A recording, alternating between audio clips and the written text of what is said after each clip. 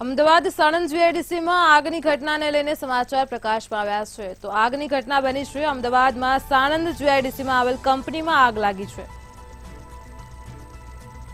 Rejected રેફ્રિજરેટરના મોટા જથ્થા તેમજ અન્ય ભંગારમાં આગ લાગી છે. સાણંદ જીઆઈડીસીમાં આગનો બનાવ બનવા પામ્યો છે. જાનહાનિના કોઈ સમાચાર મળ્યા નથી. તો અમદાવાદમાં સાણંદ જીઆઈડીસીમાં આગ લાગવાનું કારણ હજુ અકબંધ છે. અમદાવાદના સાણંદ જીઆઈડીસી ખાતે આગનો બનાવ બન્યો છે. ફાયરની ટીમે ઘટનાસ્થળે પહોંચીને આગ ઉપર કાબુ મેળવવાના પ્રયાસો હાથ ધર્યા છે. તો અમદાવાદની સાણંદ જીઆઈડીસીમાં આવેલ કંપનીમાં આગ લાગી છે. આગની ઘટનાને પગલે ધુમાડાના ગોટે ગોટા જોવા મળી રહ્યા છે. રિજેક્ટેડ રેફ્રિજરેટરના મોટા જથ્થા તેમજ અન્ય ભંગારમાં આગ લાગી છે. જાનહાનિના કોઈ સમાચાર મળ્યા નથી. આગની ઘટનાને પગલે લોકોના ટોળા પણ એકઠા થઈ ગયા છે. આગ લાગવાનું કારણ હજુ અકબંધ છે. તો ફાયરની ટીમે ઘટનાસ્થળે પહોંચી આગ ઉપર કાબુ મેળવવાનો પ્રયાસ હાથ ધર્યો છે. કોઈ પણ જાનહાનિના સમાચાર સામે આવ્યા નથી.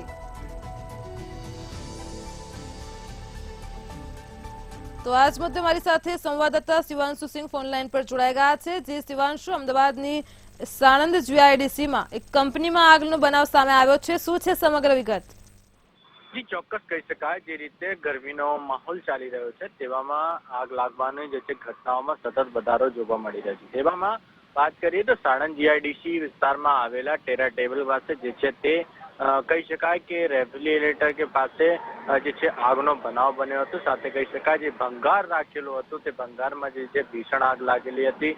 સાથે કહી શકાય કે જે રીતે હવે કોઈ પણ પ્રકારના જાનહાનિના સમાચાર નથી, પરંતુ કહી શકાય જે રીતે આગના બનાવ બનતા હોય છે ક્યાંક ને ક્યાંક જે આજુબાજુના વિસ્તારોમાં જે લોકો હોય છે અને ખાસ તौर પર જે કંપનીમાં કામ કરતા લોકો હોય છે તે પણ કહી શકાય કે અમુક જેવી વસ્તુ હોય છે, કહી શકાય કે સિગરેટ અને બીડીનો ઉપયોગ કરતા હોય છે, તેના કારણે પણ કદાચ આગનો બનાવ બનતો હોય છે. અને હાલ તો સાણંદ ઇન્ડસ્ટ્રીઝ એસોસિએશન દ્વારા જે છે ફાયરે મેસેજ આપીને ઘટનાસ્થળ ઉપર ફાયર સ્ટેશન તમામ ફાયર ફાઈટરો પહોંચ્યા છે અને સાથે 7 થી વધારે જે ગાડીઓ છે તે પણ પહોંચી ચૂકી છે. અને સાથે ફાયર ફાઈટરો સાથે હાલ જે આગ બુઝાવવાનો પ્રયાસ ચાલી રહ્યો છે. પરંતુ જે આગના સાથે આપણે વાત કરીએ તો અત્યારે કોઈ પણ પ્રકારના જાનહાનિના સમાચાર નથી. અને કહી શકાય કે જે રીતે ભંગારમાં આગ લાગી છે અને આગળ આગ પહોંચી છે કે કેમ એ તમામ જે તપાસ જે છે તે તમામ ફાયર અધિકારી કરી રહ્યા છે. અને સાથે પોલીસના અધિકારીઓ પણ ત્યાં પહોંચી ચૂક્યા છે. જી શિવાંશુ, આ ઘટના કેટલા વાગે બની અને હાલ સમગ્ર પરિસ્થિતિ શું છે? ફાયર વિભાગે કઈ રીતની કાર્યવાહી હાથ ધરી છે?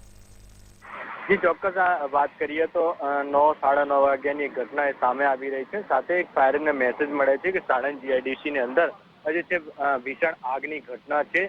અને ત્યારે તાત્કાલિક મેસેજ મળતા જે છે ફાયર બ્રિગેડની ટીમ જે છે તે સાણંદ ખાતે રવાના થાય છે. અને સાથે તે આગને જોઈને બીજા ગાડીને ઇન્ફોર્મ કરીને તે પણ બોલાવે છે. અને ત્યારબાદ જે છે આગને કાબુ મેળવવા માટે સતત પ્રયત્નો કરી રહ્યા છે. અને સાથે કહી શકાય કે આગની સ્થિતિ છે તે હાલ કાબુ ઉપર મેળવવાનો પ્રયાસ ચાલી રહ્યો છે. અને સાથે કહી શકાય કે જે સમાચાર છે તે હાલ કોઈ પણ પ્રકારની જાનહાનિ નથી તેવું પણ કહી શકાય. હાલ જે ટૂંકમાં જે ફાયર ફાઈટરો જે છે તે કામગીરી કરી રહ્યા છે. જી શિવાંશુ, સમગ્ર માહિતી બદલ આભાર.